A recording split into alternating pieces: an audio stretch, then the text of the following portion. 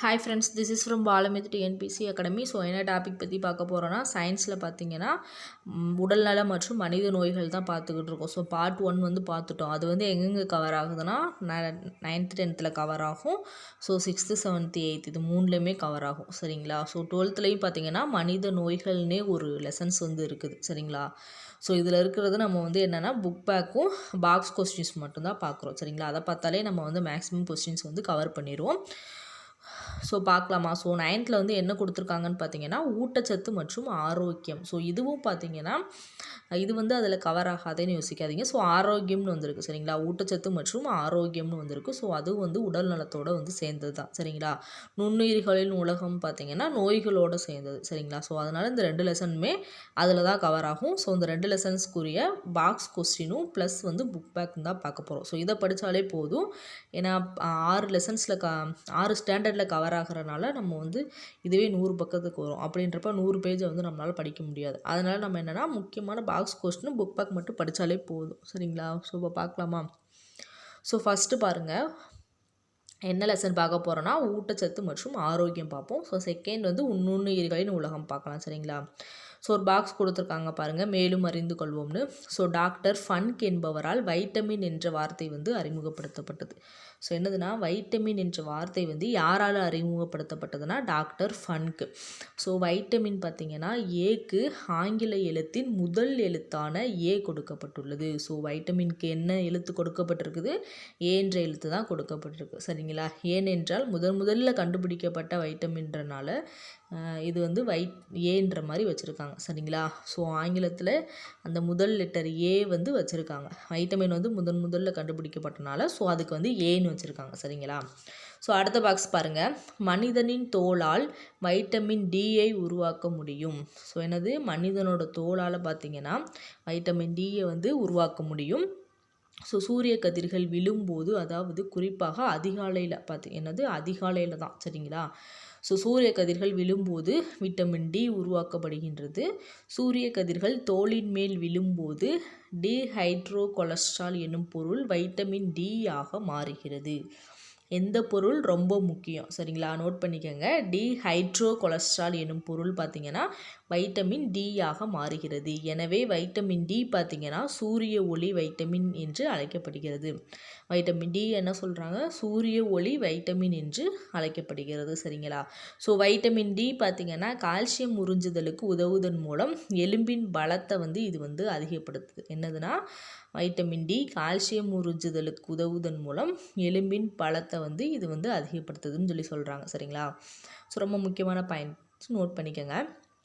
அடுத்து பாருங்கள், உணவின் முக்கிய தொகுதிகளின் மூலங்கள். ஸோ உணவினோட தொகுதியும் அதோட மூலங்கள். ஸோ அதோட தினசரி நம்ம வந்து எவ்வளோ கிராம் எடுத்துக்கணுன்ற மாதிரி கொடுத்துருக்காங்க. ரொம்ப முக்கியம். சரிங்களா? ஸோ ஃபஸ்ட்டு பாருங்கள், உணவின் முக்கிய தொகுதிகள். கார்போஹைட்ரேட் பார்த்திங்கன்னா எதில் இருக்குதுன்னு பாருங்கள். கார்போஹைட்ரேட் பார்த்திங்கன்னா தேன், கரும்பு, பழங்கள், முழு தானியங்கள், மாவுச்சத்து, காய்கறிகள். ஸோ இதிலலாம் என்னது? கார்போஹைட்ரேட் இருக்குது. சரிங்களா? ஸோ எத்தனை கிராம் எடுத்துக்கணும்னு பார்த்திங்கன்னா 150 to 200 கிராம் பார்த்திங்கன்னா தினசரி எடுத்துக்கணும்.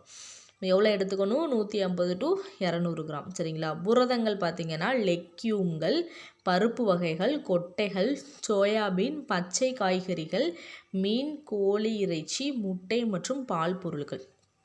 ஸோ இதிலலாம் என்ன இருக்குதுன்னு பார்த்தீங்கன்னா புரதங்கள் இருக்குது. சரிங்களா?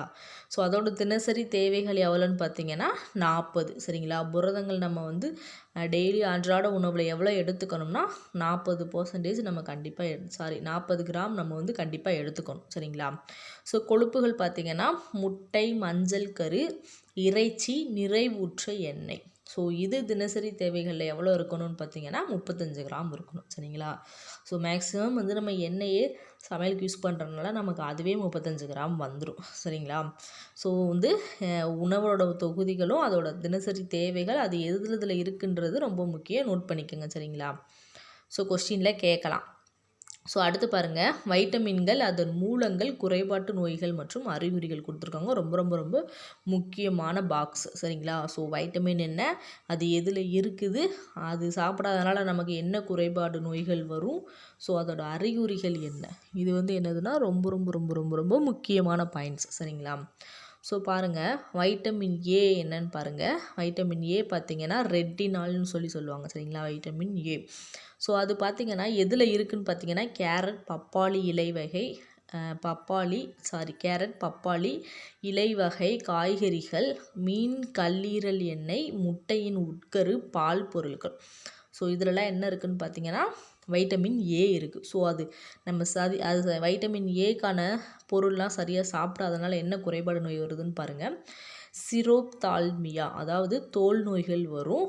நிக்டலோபியா மாலைக்கண் நோய் வரும் சரிங்களா. ஸோ வைட்டமின் ஏ குறைபாட்டினால இந்த 2 நோய் வரும்னு சொல்கிறாங்க சரிங்களா. ஸோ இதோட அறிகுறிகள் எப்படி இருக்குன்னா உலர்ந்த கார்னியாவாக இருக்கும் மற்றும் இரவில் பார்க்க முடியாத நிலை, செதில் போன்ற தோல் இருக்கும்னு சொல்கிறாங்க சரிங்களா. ஸோ வைட்டமின் ஏ நமக்கு சரியாக கிடைக்கலன்னா இந்த பிரச்சனைலாம் வரும். அடுத்து வைட்டமின் டி கிடைக்கலன்னா பாருங்கள். வைட்டமின் டினா என்னென்னா கால்சிஃபெரால் சரிங்களா. ஸோ இதில் எதில் இருக்குதுன்னு பாருங்கள். முட்டை, கல்லீரல், பால் பொருட்கள், மீன், சூரிய வெளிச்சத்தில் தோலில் இருந்து உருவாகுதல். மீன் சூரிய வெளிச்சத்தில் தோலிலிருந்து உருவாகுதல். ஸோ இதில் பார்த்திங்கன்னா என்ன குறைபாடு வருதுன்னா ரிக்கெட்ஸ், அதாவது இது எதில் காணப்படுதுன்னா குழந்தைகளில் தான் இந்த வைட்டமின் டி பிரச்சனை குறைபாடு நோய் காணப்படும். யார்கிட்ட காணப்படும்? குழந்தைகளிடம் காணப்படும். ஸோ என்னன்னு பார்த்திங்கன்னா ரிக்கெட்ஸ் சரிங்களா. ஸோ இதோட அறிகுறிகள் எப்படி இருக்குன்னு பார்த்திங்கன்னா கவட்டை கால்கள், குறைபாடுடைய மார்பெலும்புகள், புறா போன்ற மார்பு வளர்ச்சி இருக்கும் சரிங்களா. ஸோ அடுத்து பாருங்கள் வைட்டமின் இ. ஸோ வைட்டமின் இக்கு என்னென்னா டோகோஃபெரால்னு சொல்லுவாங்க சரிங்களா. ஸோ இது எதில் காணப்படுதுன்னா முழு கோதுமை, இறைச்சி, தாவர எண்ணெய், பால். ஸோ எலிகளில் பார்த்திங்கன்னா இது என்ன குறைபாடு நோய்னா எலிகளில் மலட்டுத்தன்மை ஏற்படுத்தும், இனப்பெருக்க கோளாறுகளை ஏற்படுத்தும் சரிங்களா. ஸோ இதோட பார்த்திங்கன்னா அறிகுறிகள் பார்த்திங்கன்னா மலட்டுத்தன்மை தான் சரிங்களா. அடுத்து பாருங்கள் வைட்டமின் கே பாருங்கள். வேதிப்பொருள் குயினோனிலிருந்து பெறப்படுகிறது. ஸோ இந்த வைட்டமின் கே எதிலிருந்து பெறப்படுது? குயினோனிலிருந்து பெறப்படுகிறது சரிங்களா. ஸோ இது பார்த்திங்கன்னா இலை வகை காய்கறிகள், சோயாபீன்ஸ், பால் இதிலெல்லாம் காணப்படுது சரிங்களா. இது சாப்பிட்லான்னா என்ன குறைபாடு வரும்னு பாருங்கள். ரத்தம் உறைதல் நடைபெறாது. ஸோ ரத்தம் உறைதல்ன்றது இதனால் நடைபெறாது சரிங்களா. ரொம்ப ரொம்ப ரொம்ப முக்கியமானது சரிங்களா. ஸோ தாமதமாக ரத்தம் உறைதலின் காரணமாக அதிக ரத்தம் வெளிவருதல். ஸோ இதுதான் இதோட அறிகுறிகள் சரிங்களா. அடுத்து பாருங்கள் நீரில் கரையும் வைட்டமின்கள் என்னென்னு பாருங்கள். Vitamin B1. ஸோ இதெல்லாம் நீரில் கரையும் வைட்டமின்கள் சரிங்களா. ஸோ வைட்டமின் B1 என்னென்னு பார்த்தீங்கன்னா தயமின்னு சொல்லுவோம். ஸோ அது எதில் இருக்குதுன்னு பார்த்தீங்கன்னா முழு தானியங்கள், ஈஸ்ட், முட்டை, கல்லீரல், முளைக்கட்டிய பருப்பு வகைகள் இருக்குது சரிங்களா. ஸோ இதோடது என்னென்னு பார்த்தீங்கன்னா பெரி. இதோட குறைபாடு நோய் என்னென்னு பார்த்தீங்கன்னா பெரி.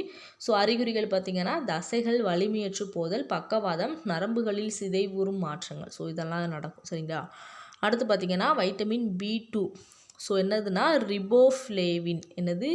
ரிபோஃப்ளேவின். ஸோ இது எதில் இருக்குன்னா பால், முட்டை, கல்லீரல், பச்சை காய்கறிகள், முழு தானியங்கள் இருக்குது.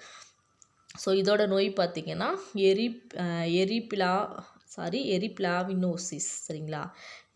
எரிப்போப்ளாவினோசிஸில் தான் இது இருக்குது. கீலியாசிஸ்ன்னு சொல்லுவாங்க சரிங்களா.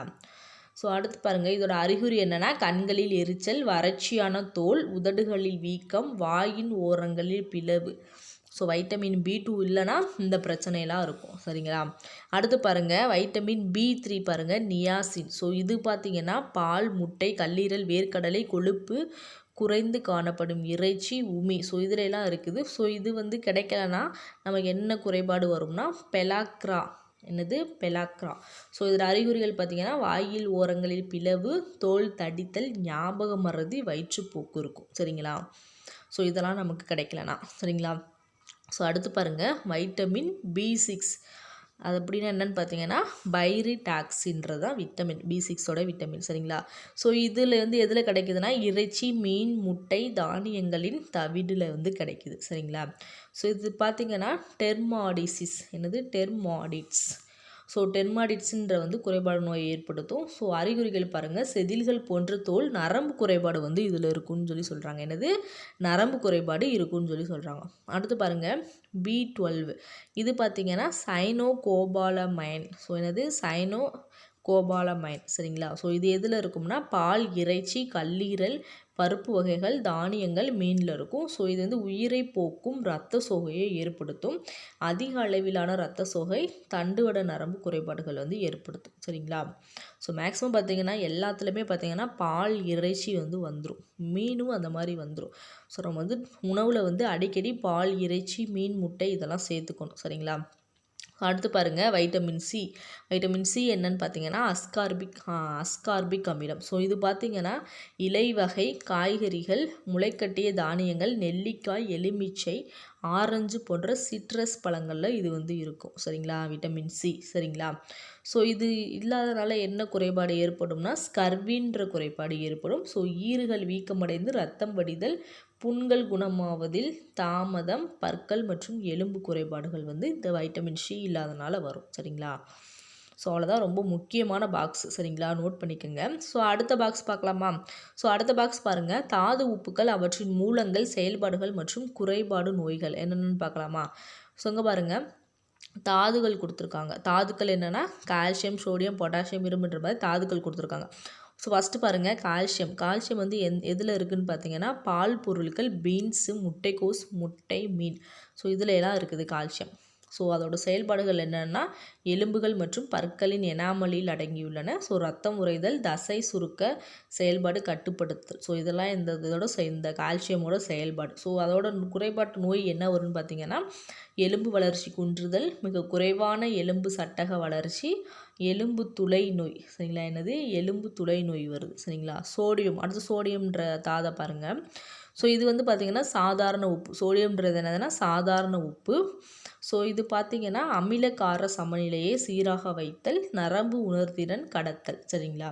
ஸோ இது பார்த்திங்கன்னா என்ன குறைபாடு நோய் ஏற்படுத்தும்னா தசைப்பிடிப்பு, நரம்பு தூண்டல்களை கடத்த இயலாமை. என்னது நரம்பு தூண்டல்களை கடத்த இயலாமை தான் இது வந்து யூஸ் ஆகுது. மேக்ஸிமம் வந்து எல்லாமே சோடியம் உப்பு வந்து யூஸ் பண்ணுவோம் சரிங்களா. அதனால இந்த பிரச்சனை வரத்துக்கு வாய்ப்பு இல்லை. ஸோ அடுத்து பாருங்கள் பொட்டாசியம். ஸோ பொட்டாசியம் பார்த்திங்கன்னா எதில் இருக்குன்னா வாழைப்பழம், சர்க்கரை வெள்ளிக்கிழங்கு, கொட்டைகள், முழு தானியங்கள், சிட்ரஸ் வகை பழங்களில் இருக்குது சரிங்களா. ஸோ நரம்பு மற்றும் தசைகளின் செயல்திறனை ஒழுங்குபடுத்துதல். அதோட குறைபாடு நோய்கள் என்னென்னு பார்த்தீங்கன்னா தசை சோர்வு, நரம்பு தூண்டல்களை கடத்த இயலாமை சரிங்களா. ஸோ அடுத்து பாருங்கள் நுண்ணிய தனிம சத்துக்கள் என்னென்னா இரும்பில் இருக்குது சரிங்களா. ஸோ இரும்பு பார்த்திங்கன்னா பசலைக்கீரை, பேரிச்சம்பழம், கீரைகள், ப்ரக்கோலி, முழு தானியங்கள், கொட்டைகள், மீன், கல்லீரல். ஸோ இதிலலாம் என்ன இருக்குதுன்னு பார்த்தீங்கன்னா இரும்பு சத்து இருக்குது, அதிகமாக இருக்குது சரிங்களா. அடுத்து பார்த்திங்கன்னா ஹீமோக்ளோபினின் முக்கிய கூறாக செயல்படுதல். இதோட வேலை என்ன, ஹீமோக்ளோபினின் முக்கிய கூறாக இது வந்து செயல்படுது. ஸோ அறிகுறிகள் பார்த்திங்கன்னா ரத்த சோகை சரிங்களா. ஸோ அடுத்து அயோடின் பாருங்கள், பால், கடலிலிருந்து கிடைக்கும் உணவு, சாதாரண உப்பு. இதிலலாம் என்னென்னா அயோடின் இருக்குது. ஸோ இது வந்து தைராய்டு ஹார்மோனை வந்து உருவாக்குது. ஸோ முன்கழுத்து கழலை. ஸோ இதோட அறிகுறி என்னென்னா முன்கழுத்து கழலை. ஸோ காய்டர்னு சொல்லுவோம் சரிங்களா. ஸோ அடுத்த பாக்ஸ் பாருங்கள், உங்களுக்கு தெரியுமா ரொம்ப முக்கியம், வாழைப்பழத்தை அறை வெப்பநிலையில் கெட்டு போகாமல் நீண்ட நாட்கள் வந்து பாதுகாக்கலாம். ஸோ ஆனால் அதனை குளிர்சாதன பெட்டியில் வைத்தால் பழுக்க செய்வதற்கு தேவைப்படும் நொதியானது செயலிழந்து விடுகிறது. மேலும் செல்களை அழித்து பழுப்பு நிறத்தை உருவாக்க காரணமான நொதியான அதிகம் செயல்பட்டு அதனால் தான் பழத்தின் தோல் வந்து பார்த்திங்கன்னா மஞ்சள் நிறத்திலிருந்து இருண்ட பழுப்பு நிறத்திற்கு மாறுகிறது. அதாவது வாழைப்பழத்தை நீங்கள் வெளியே வச்சுருந்தாலே அது வந்து நீண்ட நாள் வந்து கெடாமல் இருக்கும். அதே இது நீங்கள் வந்து ஃப்ரிட்ஜில் வச்சிங்கன்னா பார்த்திங்கன்னா அது வந்து வேறு கலரில், அதாவது இருண்ட பழுப்பு நிறத்திற்கு வந்து அது வந்து மாறிடும் சரிங்களா. ஸோ அதனால் வாழைப்பழத்தெலாம் ஃப்ரிட்ஜில் வைக்கக்கூடாது சரிங்களா. ஸோ அடுத்த பாக்ஸ் பாருங்கள், அக்டோபர் 16ஆம் தேதி உலக உணவு தினம் கடைபிடிக்கப்படுகிறது. ரொம்ப ரொம்ப ரொம்ப ரொம்ப முக்கியமானது சரிங்களா. உலக உணவு தினம் எப்போ கடைபிடிக்கப்படுகிறதுனா 16ஆம் தேதி கடைபிடிக்கப்படுகிறது சரிங்களா. ஸோ வீடியோ வந்து ஸ்கிப் பண்ணாமல் பாருங்கள். ஸோ பின்னாடி வந்து புக் பேக் வந்து ஆன்சர் கொடுத்துருக்க மாட்டேன். ஸோ நான் சொல்ல நீங்கள் தான் நோட் பண்ணணும். அதனால் வந்து பார்த்திங்கன்னா வீடியோ ஃபுல்லாக பாருங்கள் சரிங்களா. ஸோ அன்று பார்த்திங்கன்னா உணவு பாதுகாப்பு மற்றும் உணவு கெட்டு போவதை தடுத்தல் வலியுறுத்தப்படுகிறது சரிங்களா. ஸோ உலக உணவு தினத்தன்று என்னென்னா உணவு எப்படி பாதுகாக்கணும், அதை எப்படி கெட்டு போகாமல் தடுக்கணுன்றதை பற்றி அவங்க வந்து சொல்லுவாங்க சரிங்களா. ஸோ அடுத்து பாருங்கள், அடுத்த பாக்ஸு உணவு பாதுகாத்தலை ஊக்குவிப்பதற்காகவும் அதன் முன்னேற்றத்திற்காகவும் 2015ஆம் ஆண்டு பார்த்திங்கன்னா ஏப்ரல் மாதம் 7ஆம் தேதி உலக சுகாதார தினத்தன்று பண்ணை முதல் உண்ணும் வரை பாதுகாத்திடுவீர் உணவை என்ற முழக்கம் வந்து எழுப்பப்பட்டது. எப்போனா 2015ஆம் ஆண்டு ஏப்ரல் 7ஆம் தேதி. சரிங்களா, உலக சுகாதார தினம். ஸோ உலக உணவு தினம் வேற, உலக சுகாதார தினம் எப்போனா ஏப்ரல் 7. சரிங்களா, ரொம்ப முக்கியமான பாக்ஸு, நோட் பண்ணிக்கோங்க. அடுத்து பாருங்கள், உணவு தரக்கட்டுப்பாட்டு நிறுவனங்கள் அவற்றின் நிர்ணயிக்கப்பட்ட குறியீடுகள் மற்றும் உணவு பாதுகாத்தலில் அவைகளின் பங்கு கொடுத்துருக்காங்க. அதாவது என்னென்னா அது அந்த ISI முத்திரை வந்து எங்கெங்கே பயன்படுது அந்த மாதிரி. சரிங்களா, அக்மார்க் முத்திரைக்கு எங்கே பயன்படுது, ஸோ இந்த மாதிரி கொடுத்துருக்காங்க. சரிங்களா, ஸோ இங்கே பாருங்கள், ISIனா என்னது, இந்திய தர கட்டுப்பாட்டு நிறுவனத்துக்கு பேர் தான் ISI. சரிங்களா, ISI ஆனது BIS. ஸோ இது என்னது, பியூர் ஆஃப் இந்தியன் ஸ்டாண்டர்ட். என்னது, பியூரி ஆஃப் இந்தியன் ஸ்டாண்டர்ட் என்று அழைக்கப்படுது. சரிங்களா, ஸோ ISI என்னன்னு PIS அப்படின்னு சொல்லி அழைக்கிறாங்க. சரிங்களா, ஸோ இது எங்கே பயன்படுத்துகிறாங்கன்னு பார்த்தீங்கன்னா, தொழிற்சாலையில் உற்பத்தி செய்யப்படும் மின்பொருட்களான சுவிட்சுகள், கேபிள், வயர்கள், நீர், சூடேற்றி, மின்சார மோட்டார், சமையல் அறையில் பயன்படுத்தும் பொருட்கள் முதலியவற்றில் வந்து இது வந்து சான்றளிக்க வந்து பயன்படுது. சரிங்களா, அடுத்து அக்மார்க்னா என்னன்னு பாருங்கள், அக்ரிகல்ச்சரல் மார்க்கெட்டிங். என்னது, அக்மார்க்னா அக்ரிகல்ச்சரல் மார்க்கெட்டிங். ஸோ வேளாண் பொருட்களுக்கான தரக்குறியீடு தான் இந்த முத்திரை. சரிங்களா, இது பார்த்திங்கன்னா விவசாயம் மற்றும் கால்நடை உற்பத்தி பொருட்களுக்கான தானியங்கள், அத்தியாவசிய எண்ணெய்கள், பருப்பு வகைகள், தேன், வெண்ணெய் முதலியவற்றிற்கு வந்து சான்றளிக்க பயன்படுது தான் அக்மார்க் முத்திரை. சரிங்களா, ஸோ அடுத்து பார்த்திங்கன்னா FBO. ஸோ இது என்னன்னு பார்த்தீங்கன்னா கனி உற்பத்தி பொருட்கள் ஆணை. சரிங்களா, ஸோ அதாவது பல உற்பத்தி பொருட்களான பழரசம், ஜாம்கள், சாஸ், பதப்படுத்தப்பட்ட கனிகள் மற்றும் காய்கறிகள், ஊறுகாய்கள் முதலியவற்றிற்கெல்லாம் இந்த முத்திரையை வந்து பயன்படுத்துவாங்க. சரிங்களா, அடுத்து பார்த்திங்கன்னா இந்திய உணவு பாதுகாப்பு மற்றும் தர நிர்ணய ஆணையம். ஸோ இது என்னன்னு பார்த்தீங்கன்னா FSSAI. சரிங்களா, என்னது, இந்திய உணவு பாதுகாப்பு மற்றும் தர நிர்ணய ஆணையம். ஸோ இது எதுக்கு பயன்படுத்துவாங்கன்னா, உணவு பாதுகாப்பை கண்காணிப்பது மற்றும் ஒழுங்குபடுத்துவதன் மூலம் பொதுமக்களின் சுகாதாரத்தை பாதுகாப்பது மற்றும் மேம்படுத்துவது இந்த ஆணையத்தின் பொறுப்பாகும். சரிங்களா, ஸோ இந்த முத்திரை வேணும். சரிங்களா, ஸோ அவ்வளோதான். அடுத்து பாருங்கள், அந்த லெசனில் இருக்க முக்கியமான பாக்ஸ் கொஸ்டின் பார்த்துட்டோம். ஸோ அடுத்து இப்போ புக் பேக் பார்க்க போகிறோம். சரிங்களா, ஸோ புக் பேக் வந்து நான் ஆன்சர் சொல்ல நோட் பண்ணிக்கோங்க. சரிங்களா, ஸோ மனித உடலின் சில தேவைகளை பூர்த்தி செய்ய குறைந்த அளவே தேவைப்படும் ஊட்டச்சத்து, அதாவது குறைந்த அளவே தேவைப்படும் ஊட்டச்சத்து எதுன்னு பார்த்தீங்கன்னா விட்டமின். சரிங்களா, ஸோ ஆப்ஷன் C. சரிங்களா, நோட் பண்ணிக்கோங்க. சிட்ரஸ் வகை பழங்களை உணவில் சேர்த்து கொள்வதன் மூலம் ஸ்கர்வி நோயை குணப்படுத்த முடியும் என்று கூறியவர் யாருன்னு பார்த்தீங்கன்னா ஜேம்ஸ் லிண்ட். சரிங்களா, என்னது, James Lind. First option note பண்ணிக்கோங்க. அடுத்து பாருங்கள், வெங்காயம், உருளைக்கிழங்கு போன்றவை முளை கட்டுவதை தடுக்கும் முறைக்கு என்னன்னு பேருன்னு பார்த்தீங்கன்னா கதிர்வீச்சு முறை. சரிங்களா, செகண்ட் ஆப்ஷன். அடுத்து மத்திய அரசின் உணவு மற்றும் உணவு கலப்பட சட்டம் இயற்றப்பட்ட ஆண்டு எப்போன்னு பார்த்தீங்கன்னா 1954. சரிங்களா, ஸோ ஆப்ஷன் B. இதை நோட் பண்ணிக்கோங்க. அடுத்து பாருங்கள், உணவு கெட்டு போவதற்கு காரணமாக உள்காரணியாக செயல்படுவது எது, உணவு கெட்டு போவதற்கு காரணமாக உள்காரணியாக செயல்படுவது எதுன்னு பார்த்தீங்கன்னா உணவின் ஈரத்தன்மை தான். சரிங்களா, ஸோ இதை நோட் பண்ணிக்கோங்க, ஆப்ஷன் C. சரிங்களா, அடுத்த கோடிட்ட இடம் பாருங்கள், உணவில் டேஸ் எடுத்துக்கொள்வதன் மூலம் குறைபாட்டு நோய்களை தடுக்க முடியும். அதாவது உணவில் சரிவிகித உணவு எடுத்துக்கொண்டால் தான் நம்ம வந்து குறைபாட்டு நோய்களை தடுக்க முடியும். சரிங்களா, ஸோ உணவுப் பொருட்களின் இயல்பான தன்மை மற்றும் அதன் தரத்தை பாதிக்கக்கூடிய செயல்பாடு டேஸ் என்று அழைக்கப்படுகிறது.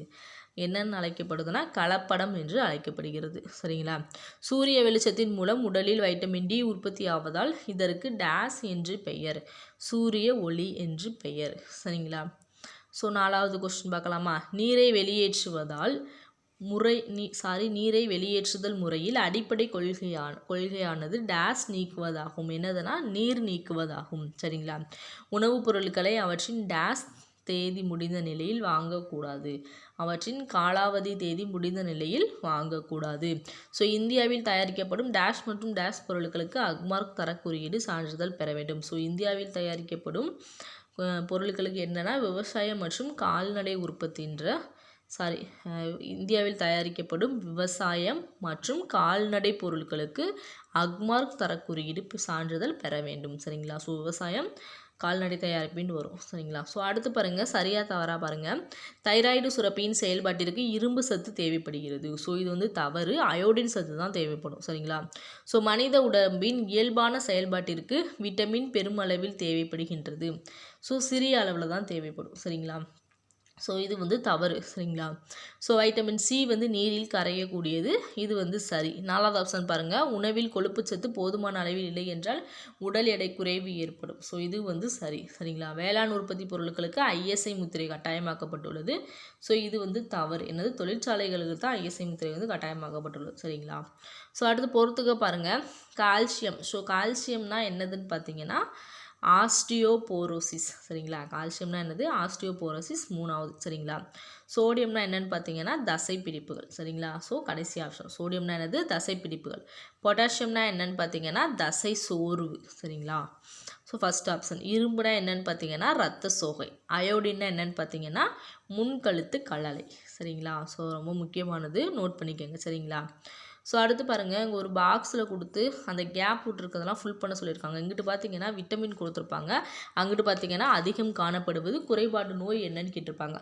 ஸோ வந்து இப்போ விட்டமின் பார்த்தீங்கன்னா கால்சிஃபெரால். ஸோ அதிகம் காணப்படுவது எதுன்னு பார்த்தீங்கன்னா முட்டை, மீன், கல்லீரல்ல. சரிங்களா. குறைபாட்டு நோய் ரிக்கட்ஸ். அடுத்து பாருங்கன்னா பப்பாளி கொடுத்துருக்காங்க, மாலைக்கண் நோய். இங்கிட்டு வந்து பார்த்தீங்கன்னா என்ன வரும்னா ரெட்டினாஸ்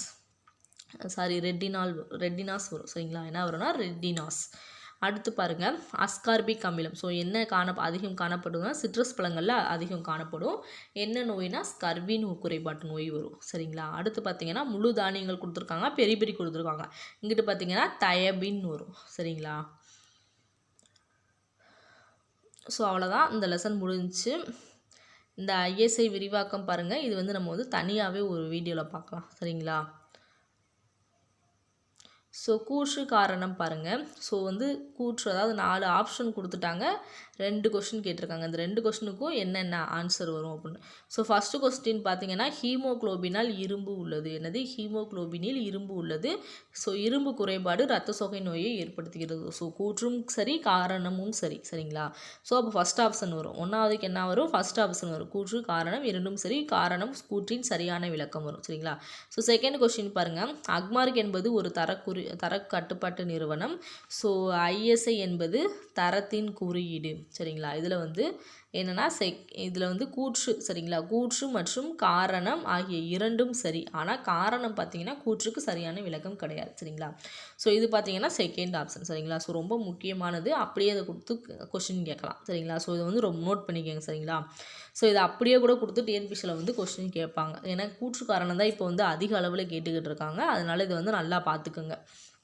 ஸோ அடுத்து பாருங்கள், காரணம் கூறுக. ஸோ உணவு பாதுகாப்பு பொருளாக உப்பு சேர்க்கப்படுகிறது. ஏன்னா அது வந்து உணவில் உள்ள ஈரப்பதத்தை நீக்கிறதுக்கு பயன்படுது. சரிங்களா. ஸோ அடுத்தது பாருங்கள், காலாவதி தேதி முடிவடைந்த உணவுப் பொருட்களை நாம் உண்ணக்கூடாது. ஏன்னு பார்த்தீங்கன்னா உணவின் தரம் வந்து இழக்கப்படுகிறது. சரிங்களா. ஸோ கால்சியம் சத்து குறைபாட்டால் எலும்புகளின் வளர்ச்சி வந்து பாதிக்கப்படுது. ஏன்னு பார்த்தீங்கன்னா கால்சியம் வந்து எலும்புகளின் வளர்ச்சியில் முக்கிய பங்கு வகிக்கிறது. சரிங்களா. ஸோ அடுத்தது பாருங்கள், அவ்வளோதான் முடிஞ்சு. அடுத்த லெசன் பார்த்தீங்கன்னா நுண்ணுயிரிகளின் உலகம். ஸோ இதுவுமே பார்த்தீங்கன்னா நோய்களில் கவர் ஆகும். அதனால் இந்த லெசனும் படிச்சுக்கிறது நல்லது. சரிங்களா. புக் பேக் தான் பார்க்க போகிறோம். சரி, புக் பேக்கும் நம்ம வந்து பாக்ஸ் கொஸ்டின் தான் பார்க்க போகிறோம். சரிங்களா. ஸோ ஃபஸ்ட்டு பாக்ஸ் பாருங்கள், ஆண்டன் வான் லூவன்ஹூக் என்ற நுண்ணுயிரியாளர் முதலில் நுண்ணோக்கியை வடிவமைத்தார். ஸோ அவர் பார்த்தீங்கன்னா 1674ஆம் ஆண்டில் தனது பல்லிலிருந்து சிதைவுற்ற பகுதியை எடுத்து அதை வந்து நுண்ணோக்கியின் உதவியுடன் உற்று நோக்கினார். அதில் அங்குமிங்கும் சுற்றி கொண்டிருக்கும் கண்களால் நேரடியாக காண இயலாத நுண்ணிய உயிரிகள் அதிக அளவு இருப்பதை கண்டு அவர் வந்து ஆச்சரியப்பட்டிருக்கார். சரிங்களா. ஸோ யாருன்னு பார்த்தீங்கன்னா வான் லூவன்ஹூக். எப்போனா 1674. ஸோ ஆண்டு ரொம்ப முக்கியம், நோட் பண்ணிக்கோங்க. அடுத்து மேலும் அறிந்து கொள்வோம் பாருங்கள், வைரஸில் உள்ள புரத உரையற்ற தீங்களிக்கும் RNAவை வீராய்டு எனப்படும். ஸோ என்னன்னு சொல்லுவோம்னா RNAவை வீராய்டுன்னு சொல்லுவோம். இவை தவிர செல்களில் உட்புகுந்து அத்தாவரங்களுக்கு நோயினை வந்து இது வந்து உண்டாக்குதுன்னு சொல்லியிருக்காங்க. சரிங்களா. ஸோ அடுத்த பாருங்கள் அட்டவணை பாருங்கள், நோய்களுக்கு எதிராக உருவாக்கப்படும் தடுப்பான்கள் கொடுத்துருக்காங்க சரிங்களா. ஸோ தடுப்பான்களின் வகைகள், தடுப்பானின் பெயர், அதோட நோய்கள் என்னன்னு கொடுத்துருக்காங்க சரிங்களா. ஸோ தடுப்பான்களின் வகை பாருங்கள், உயிருள்ள நோய் உண்டாகும் வீரியம் குறைக்கப்பட்டவை. என்னது? உயிருள்ள நோய் உண்டாகும் வீரியம் குறைக்கப்பட்டவை. ஸோ தடுப்பானின் பெயர் பார்த்தீங்கன்னா MMR PCG, அதாவது பேசிலஸ் கால்மெட் குயிரின் சரிங்களா. என்னது? PCGன்றது பேசிலஸ் கால்மெட் குயிரின். அடுத்து பார்த்திங்கன்னா இதோட நோய் என்னன்னு பார்த்திங்கன்னா தட்டம்மை, பொண்ணுக்கு வீங்கி, ரூபெல்லா. என்னது? MMR தடுப்பானின் பேர் இந்த MMR ஊசி போடணும் சரிங்களா. அப்புறம் PCG ஊசி போடணுன்ற மாதிரி சொல்லுவாங்க சரிங்களா. ஸோ PCG போடுறதுனால என்னதுன்னா காசநோய் வந்து தடுக்கப்படுது சரிங்களா.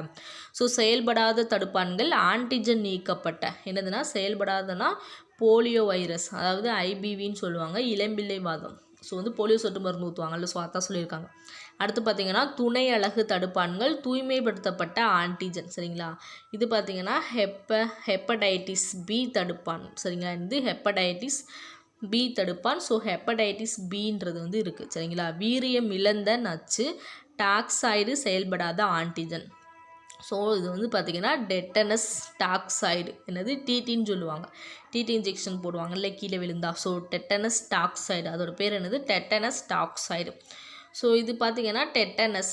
ஸோ டிப்தீரியா டாக்சைடு பார்த்திங்கன்னா தொண்டை அடைப்பான் நோய்க்கு போடக்கூடியது சரிங்களா. என்னது? Diphtheria toxoid. ஸோ தொண்டை அடைப்பான் நோய்க்கு போடக்கூடியது சரிங்களா. ஸோ அடுத்த பாக்ஸ் பாருங்கள், நுண்ணுயிரி வகை, அதோட நுண்ணுயிரி உருவாக்கப்படும் எதிர்பொருள். ஸோ பாருங்கள் பாக்டீரியாவோட நுண்ணுயிரி என்னென்னு பார்த்தீங்கன்னா ஸ்டெரப்டோமைசிஸ் கிரிசியஸ். என்னது? ஸ்டெரப்டோமைசிஸ் கிரிசியஸ்.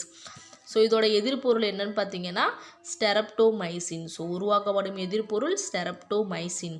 ஸோ அடுத்து பார்த்தீங்கன்னா ஸ்டெரப்டோமைசிஸ். என்னது? ஸ்டெரப்டோமைசிஸ் எரித்திரியஸ். ஸோ ஃபஸ்ட்டு பார்த்தது ஸ்டெரப்டோமைசிஸ் கிரிசியஸ் பார்த்தோம். அடுத்து ஸ்டெரப்டோமைசிஸ் எரித்ரியஸ் பார்க்க போகிறோம். என்னது? எரித்ரியஸ்.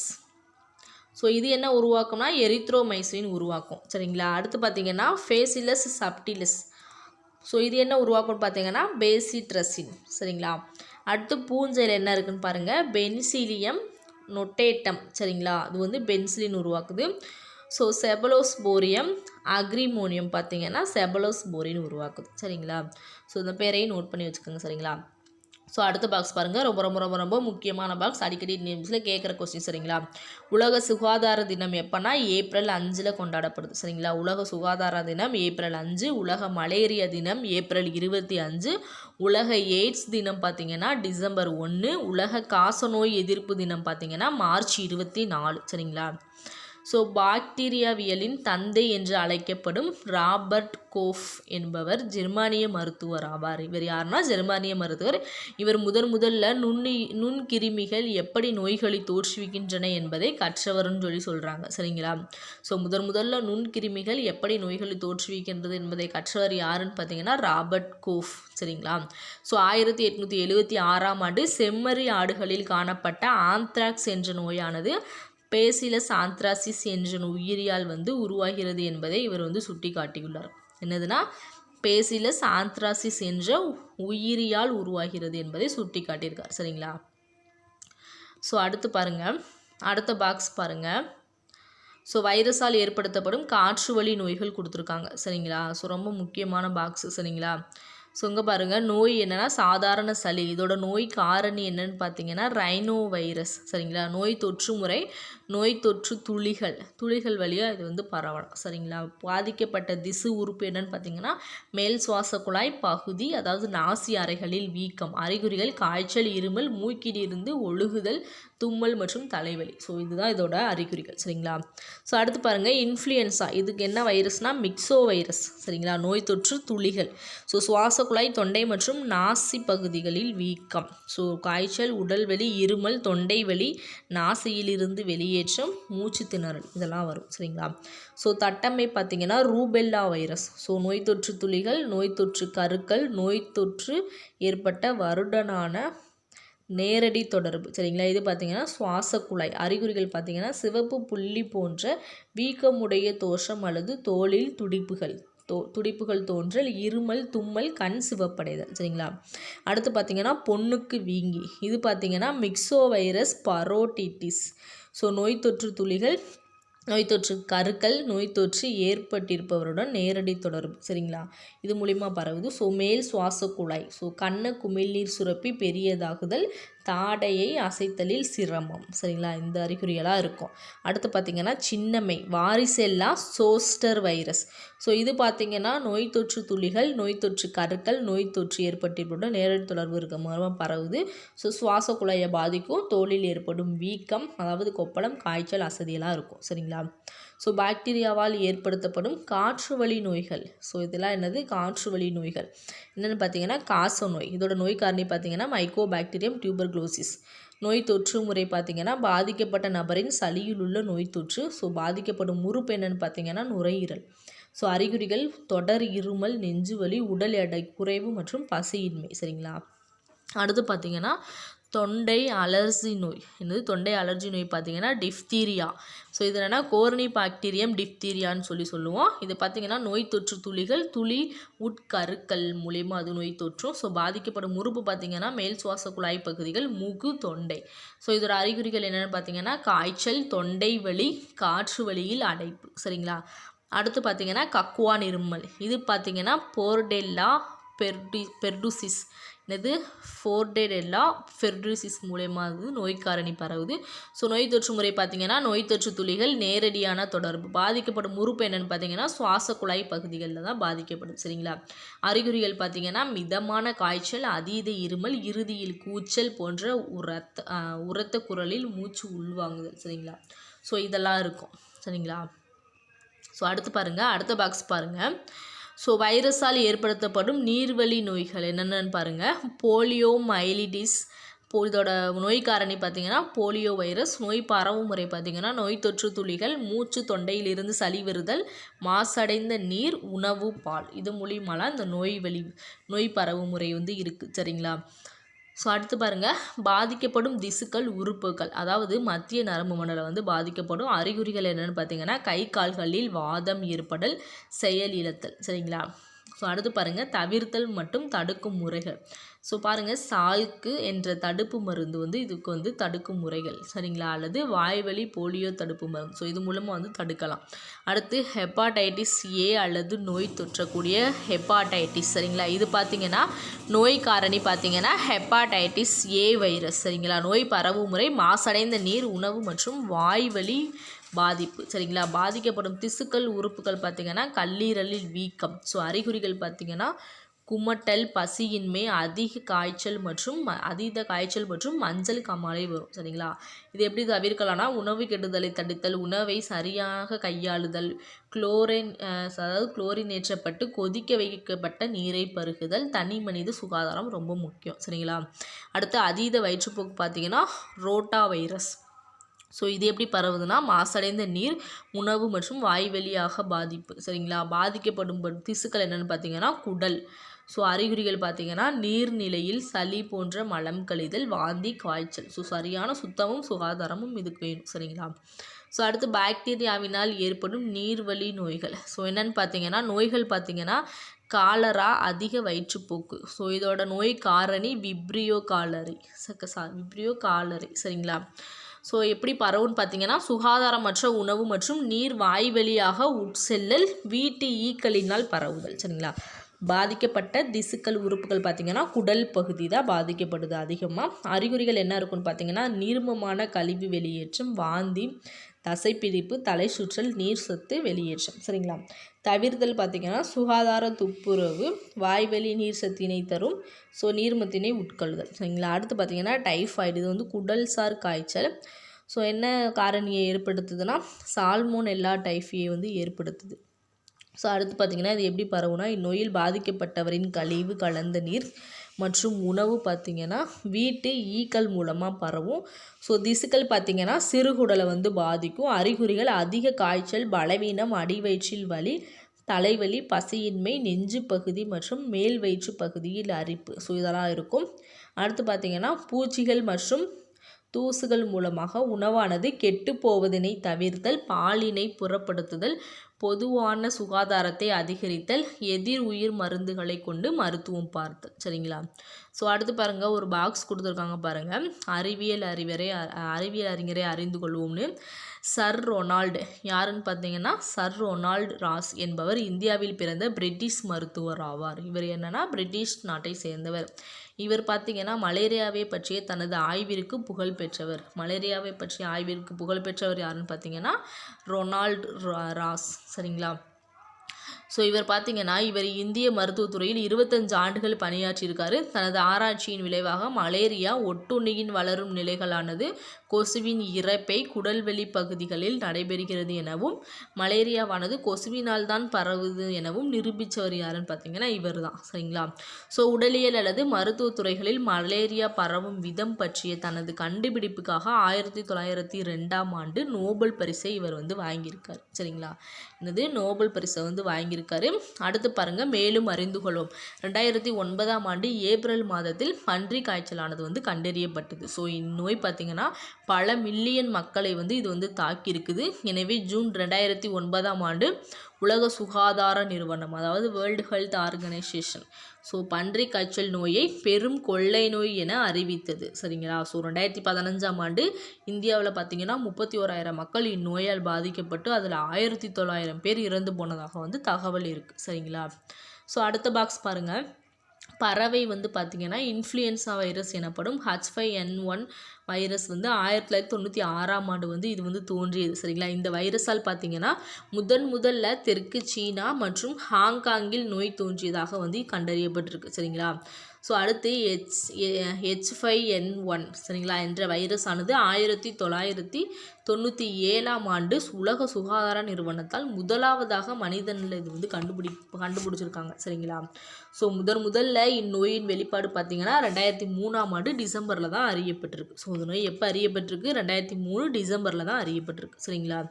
ஸோ அடுத்த பாக்ஸ் பாருங்கள், மேலும் அறிந்து கொள்வோம். HIV நோயானது முதல்ல அமெரிக்காவில் ஹட்டாய் என்ற இடத்துல 1981ஆம் ஆண்டு கண்டுணரப்பட்டுச்சு. சரிங்களா?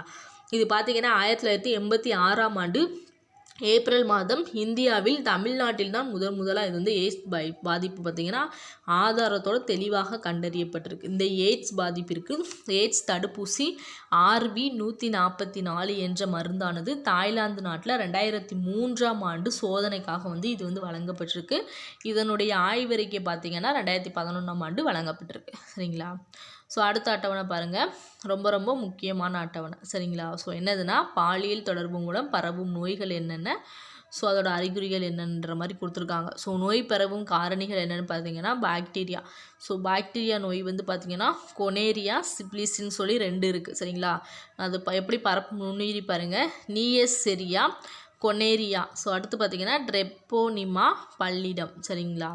ஸோ இது எப்படி பரவும்னா நேரடி பாலியல் தொடர்பு, இதுவும் நேரடி பாலியல் தொடர்பு. சரிங்களா? இது எப்படின்னா சிறுநீர் புறவெளி குழாய் பாதிப்பு, பிற உறுப்பின் தோல் மற்றும் முகோசோ பகுதியில் தேய்மானம். சரிங்களா?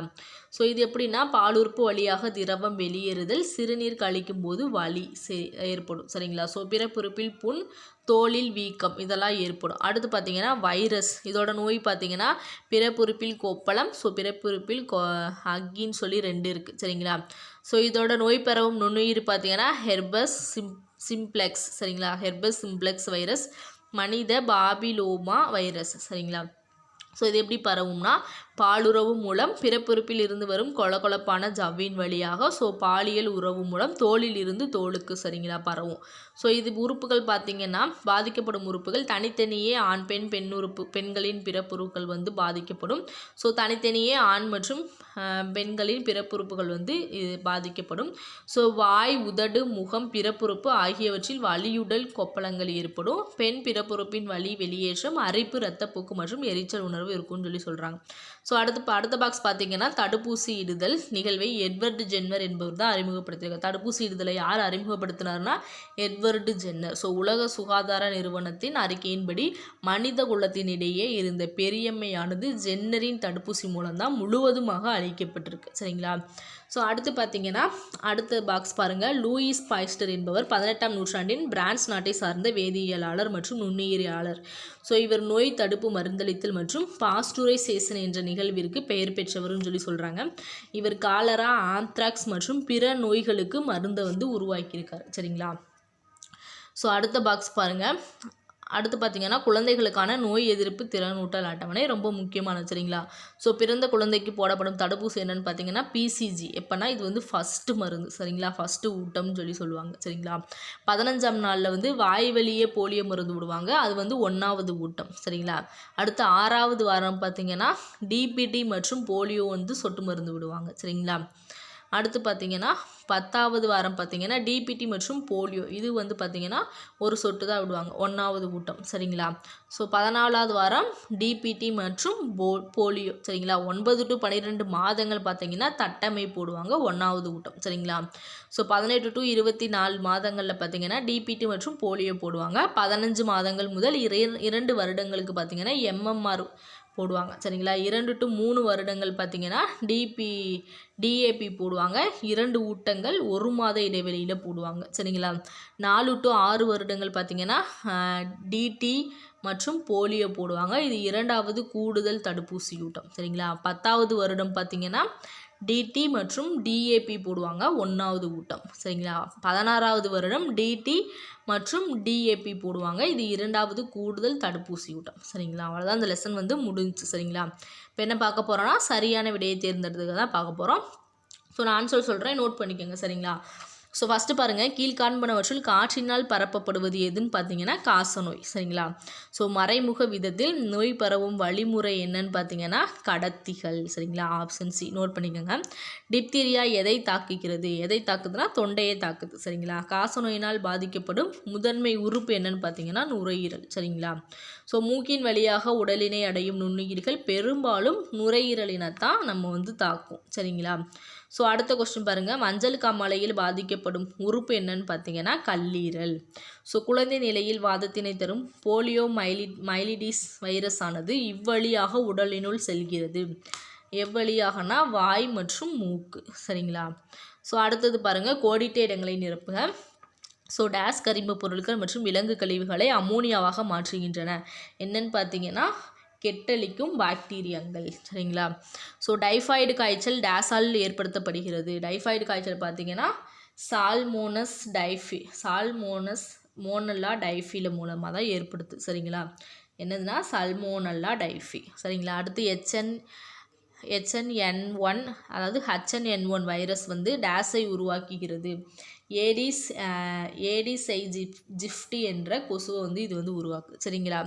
ஸோ டெங்கு என்ற வைரஸ் நோய் பன்றி காய்ச்சலை உருவாக்குது சரிங்களா. டைஃபாய்டு காய்ச்சல் என்னது பன்றி காய்ச்சலை உருவாக்குது. 4வது பார்த்தீங்கன்னா டெங்கு என்ற வைரஸ் டைஃபாய்டு காய்ச்சல் வராது. HN1 வைரஸ் பார்த்தீங்கன்னா பன்றி காய்ச்சலை உருவாக்கிறது. டைஃபாய்டு காய்ச்சல் பார்த்தீங்கன்னா சால்மோனல் டைஃபியை வந்து உருவாக்குது சரிங்களா. டெங்கு என்ற வைரஸ் நோய் ஏற்படுவதற்கு டேஸ் ஒரு கடத்தியாக செயல்படுகிறது தான் ஏடிஸ் ஜிஃப்டி என்ற இது மூலயமா வந்து ஒரு கடத்தியாக செயல்படுகிறதுன்னு சொல்கிறாங்க. அடுத்து பாருங்கள், டேஸ் என்ற தடுப்பூசி காச நோய்க்கு போதுமான பாதுகாப்பினை வழங்குகிறது. பிசிஜி சரிங்களா. என்னது பிசிஜி தான் இதுக்கு வந்து ஆன்சர். அடுத்து பாருங்கள், 6வது கொஸ்டின் பாருங்கள், காலரா டேஸால் ஏற்படுகிறது மற்றும் மலேரியா டேஸால் ஏற்படுகிறது. ஸோ விப்ரியோ காலரா பிளாஸ்மோடியம் சரிங்களா. காலரா வந்து விப்ரியோ காலராவால் ஏற்படுது. மலேரியா வந்து பார்த்திங்கன்னா பிளாஸ்மோடியத்தால் ஏற்படுது சரிங்களா. ஸோ அடுத்த கொஸ்டின் பாருங்கள், இது வந்து இந்த விரிவுபடுத்துக்கு வந்து கடைசியில் நம்ம பார்க்கலாம், எல்லாமே ஒருங்கிணைச்சு பார்க்கலாம். அடுத்து பாருங்கள் தனித்திரு. ஸோ இதில் வந்து என்னதுன்னா பிசிஜிஐ தான் வித்தியாசமாக இருக்குது சரிங்களா. AIDS retro virus lymphocytes BCG வந்து இது வந்து அதெல்லாம் வந்து வைரஸ், இதெல்லாம் இது பார்த்திங்கன்னா பிசிஜி வந்து ஒரு ஊசி தடுப்பூசி சரிங்களா. அடுத்து பார்த்திங்கன்னா பாக்டீரியா நோய், ரேபிஸ், காலரா, சாதாரண சளி மற்றும் இன்ஃப்ளூயன்ஸா. இதில் என்னென்னு பார்த்திங்கன்னா காலரா தான் வரும் சரிங்களா. ஸோ அடுத்து பாருங்கள் சரியானது வந்து எதுன்னு கேட்டிருக்காங்க சரிங்களா. ஸோ ஃபஸ்ட்டு பார்த்திங்கன்னா ரைசோபியமானது பருப்பு வகை தாவரங்களில் காணப்படும் வேர் முடிச்சுகளில் வளிமண்டல நைட்ரஜனை நிலைநிறுத்துபவையோடு தொடர்புடையது. ஸோ இது வந்து சரிதான் சரிங்களா. அடுத்தது தொற்றாத வகை நோய்கள் ஒரு மனிதனிடமிருந்து வளர்ந்து பிறருக்கு பரவுவதாகும். ஸோ இது வந்து தவறு, தொற்றும் வகை நோய்கள் தான் சரிங்களா. ஸோ 1976ஆம் ஆண்டு ஜென்னர் என்பவர் நோய் தடுப்பு உருவாக்குதல் என்ற நிகழ்வினை கண்டறிந்தார். இது வந்து கரெக்ட் சரிங்களா. ஹெப்பாடைட்டிஸ் பி ஹெப்பாடைட்டிஸ் ஏ வகை காட்டிலும் அபாயகரமானது. ஸோ இதுவும் பார்த்திங்கன்னா கரெக்டு தான் சரிங்களா. ஸோ அடுத்து பாருங்கள், பொறுத்துக்கா ரொம்ப ரொம்ப முக்கியமானது. பன்றி காய்ச்சல்னால் என்னதுன்னா இன்ஃப்ளூயன்ஸா வைரஸ் HN1 சரிங்களா. HN1 சரிங்களா. அடுத்து பிறப்புறுப்பு பாலூன்னிகள் பார்த்தீங்கன்னா மனித பாபிலோமா வைரஸ் சரிங்களா. அடுத்து எய்ட்ஸ் பார்த்தீங்கன்னா ஹெச்ஐவி சரிங்களா. காசநோய் பார்த்தீங்கன்னா மைக்கோபாக்டீரியம். ஸோ அவ்வளோதான், புக் பேக்கும் நம்ம வந்து பார்த்துட்டோம். ஸோ இதோட வந்து 9th சயின்ஸில் வந்து முடிஞ்சு. அடுத்து என்ன பார்க்கணும்னா 6th 7th 8th பார்க்கணும் சரிங்களா. ஸோ 12th முடிஞ்சால் பார்க்கலாம், இல்லாட்டினா 12th வந்து ஒமிட் பண்ணிடலாம். சயின்ஸ் வந்து 6th to 10th வரைக்கும் பார்த்தாலே போதும் சரிங்களா. ஸோ ரொம்ப இது வந்து பெரிய லெசன்ஸ் சரிங்களா. ஸோ 6th to 8th வந்து நம்ம கம்ப்ளீட் பண்ணணும். ஸோ நெக்ஸ்ட் வீடியோவில் வந்து அதை வந்து கம்ப்ளீட் பண்ணிடுவோம் சரிங்களா. ஸோ ஒரு பார்ட்டு தான் வரும். ஸோ அதையும் வந்து கையோடு பார்த்துருவோம் சரிங்களா. ஸோ இந்த வீடியோ பிடிச்சிருந்தால் லைக் பண்ணுங்கள், மறக்காமல் நம்ம சேனலை சப்ஸ்கிரைப் பண்ணுங்கள். ஸோ நெக்ஸ்ட் வீடியோவில் பார்க்கலாம். இது உங்கள் பாலமித்ரா TNPSC அகாடமி.